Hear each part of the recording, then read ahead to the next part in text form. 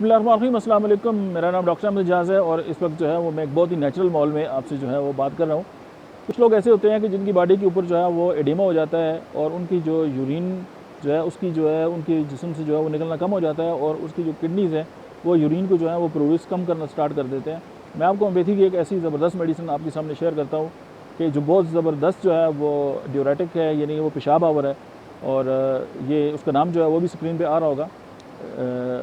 कि